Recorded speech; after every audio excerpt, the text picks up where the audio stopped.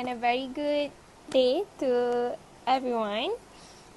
So this time, I have been given a task by my lecturer named Dr. Shamsul to watch and make a reaction video towards this one video on YouTube with the title of From ICU to the Grave, or mostly known as Dari ICU ke Liang Lahat, from Malaysia Gazette TV channel. I will provide the link down below in case you guys want to see the real video, the original video from their channel, okay? I'm pretty sure most of you guys have already watched this video before, but for those who still doesn't, you guys can watch with me together, okay? Okay, so let's get started.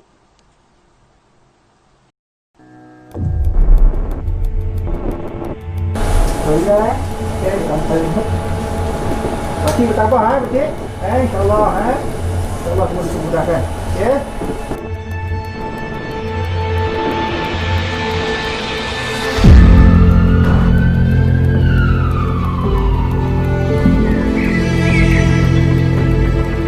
Mereka berjalankan ujian ini, kita dapat mengesan mereka dengan lebih awal sebelum mereka menyebarkan lagi virus itu kepada populasi lain.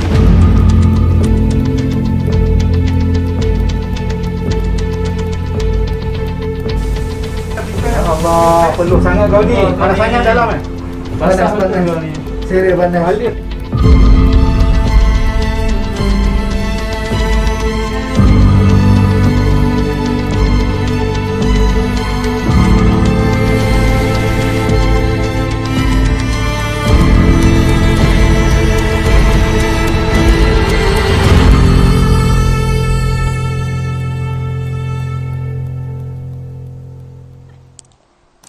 Susulan kejayaan mini dokumentari Kita Mesti Menang yang mengenengahkan pengorbanan petugas barisan hadapan Hospital Kuala Lumpur baru-baru ini, Malaysia Gazette kini membawakan anda laporan khas tulang belakang yang bekerja di sebalik tabir menguruskan wabak COVID-19. Menurut Pegawai Sains Mikrobiologi Perubatan Jabatan Patologi HKL, Nur Hazmi Rosman, pasukannya juga bersengkang mata untuk menjalankan ujian makmal sebelum seseorang itu disahkan positif atau negatif COVID-19. Sama seperti frontliner yang lain, yang paling terasa ialah apabila sampel yang diterima banyak, jadi kami terpaksa bekerja daripada waktu pejabat hingga kepada 3 shift. Jadi pada masa itu memang terasa penat jugalah sebab nak memastikan semuanya berada dalam keadaan baik, ujian perlu dijalankan pada masanya. Jadi penat tu lama-lama akan terasa jugalah.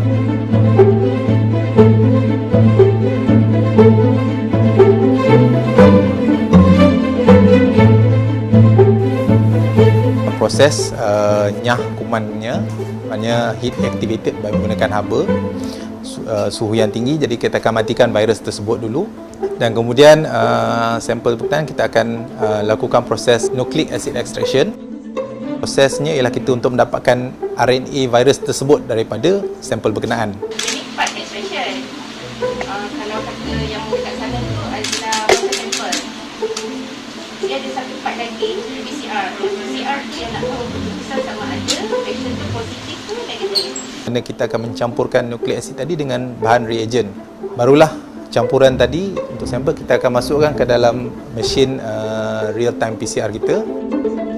Akhirnya daripada itu kita akan buat analisa pada keputusannya dan baru kita dapat hasil untuk menentukan bahawa satu sampel itu sama ada mempunyai RNA virus SARS-CoV-2 atau tidak di dalam sampel berkenaan.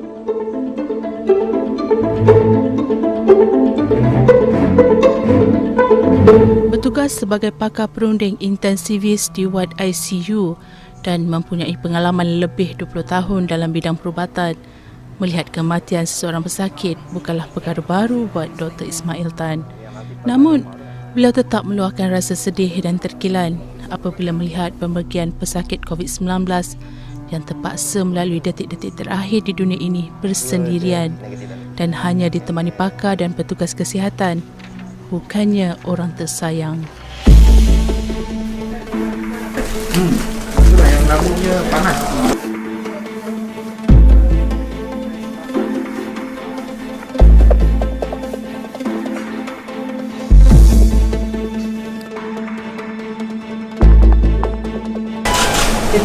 kuat.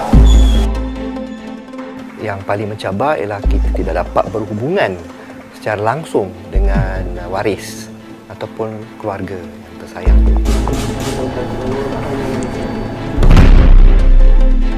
Setiap pesakit COVID yang masuk ke ICU, kita akan update family member setiap hari, melakukan video call untuk waris pesakit supaya mereka dapat sekurang-kurangnya berhubungan dengan ahli keluarga ketika berada di ICU. Puan Mariam, suami Puan Mariam sekarang Cik Kamal berada dalam karantina, pernafasan dia makin teruk. Okey, kita terpaksa masukkan tube untuk mengelakkan daripada keadaannya makin teruk. Cik Kamal, ini isteri di talian telefon. Okey? Buatkan untuk yang baik-baik ni. Okey? Alright, kita kereta. Mohon. Tak boleh, tiket. Yang boleh tiket. Okey, tiket. Kematian semasa di ICU bukanlah satu event, ia sebenarnya satu proses. So sangat mencabar untuk semua anggota kesihatan termasuk diri saya sendiri, terpaksa menghadapi saat kematian untuk pesakit. Bila kita terpaksa telefon waris mengatakan yang pesakit yang telah meninggal dunia ataupun akan meninggal dunia, dan mereka akan tanya kita boleh datang, boleh tengok. Ada yang menangis, meraung dalam phone tu. Dan kita tahu kita tak boleh benarkan dia datang. So itu satu saat yang luar biasa. So ada juga beberapa pesakit yang tiba-tiba jantung berhenti dan segalanya. Ya, jantung berhenti dan kita terpaksa buat CPR. Lepas tu baru kita telefon beritahu pasien dah tak ada.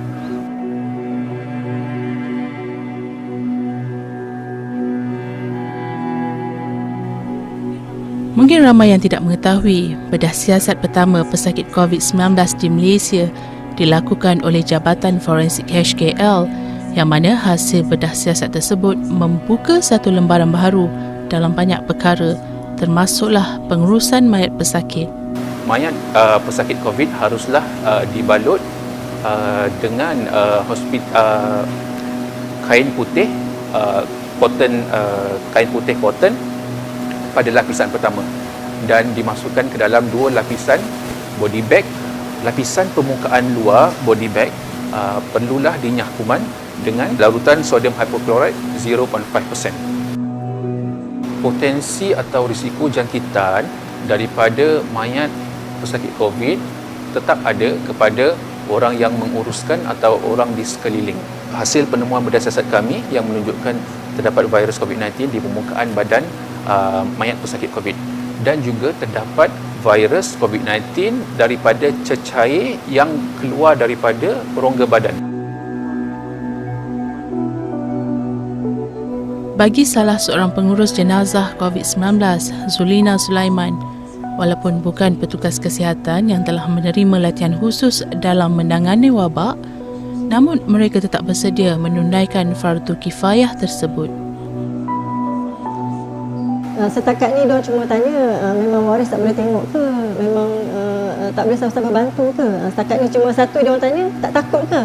Itu persoalan dia, tak takut ke? Sebab bila diorang dengar COVID je, diorang takut. Jadi saya pun cakap lah, bila kita dah diamanahkan, bila kita dah dipertanggungjawabkan, perasaan takut tu semua hilang. Setiap kali nak mulakan tugas, saya akan telefon mak, abah bagi tahu mohon restu suami. Bismillahirrahmanirrahim. Semoga kita yang ke atas jenazah ini kerana Allah Ta'ala. Allah. Assalamualaikum warahmatullahi wabarakatuh. Assalamualaikum warahmatullahi wabarakatuh.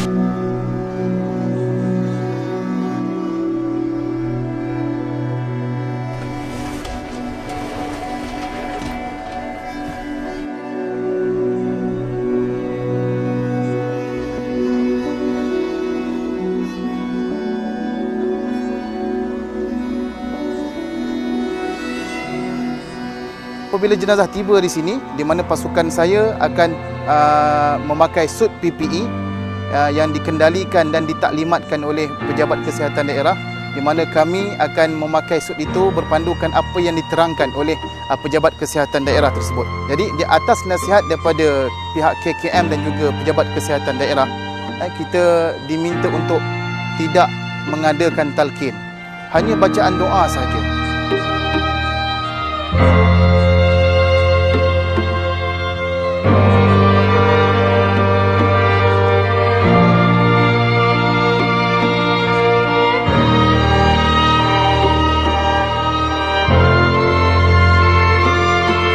Ya Allah, Ya Rahman, Ya Rahim, Kau berikanlah kekuatan kepada kami, barisan hadapan kami, menghadapi mujahadah, untuk menghadapi, Ya Allah, penyakit wabak ini, Ya Allah.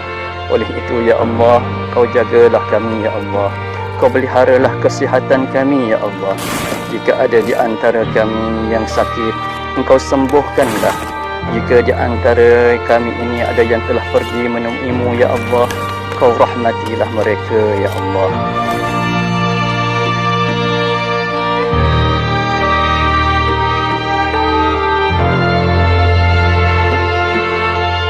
Kejayaan membendung pandemik COVID-19 bukan di tangan Barisan Hadapan sahaja, tetapi ia adalah tanggungjawab kita bersama. Lengkung yang semakin melandai bukan bermakna kita sudah bebas daripada wabak, kerana peperangan ini masih panjang dan belum tahu akhirannya. Namun hasil kerjasama semua pihak, terutamanya rakyat, mampu menamatkan peperangan ini dengan kejayaan milik kita. We fight COVID-19. Stay safe. Bantu kami untuk bantu anda.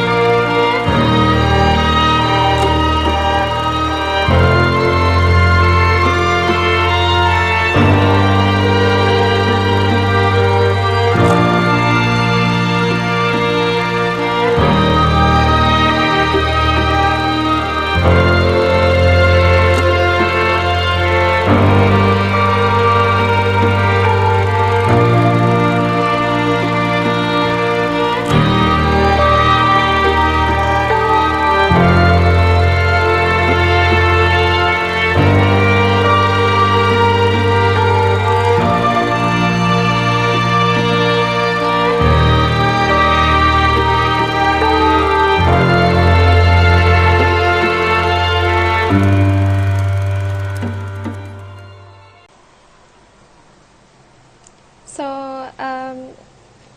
we have already watched the video. It's a really heartbreaking and sad, to be honest. So as we can see, the number of COVID-19 cases keep rising day by day. It's a very contagious disease and scary. So yeah, stay at home and stay safe. We can do this. Thank you for watching. Bye.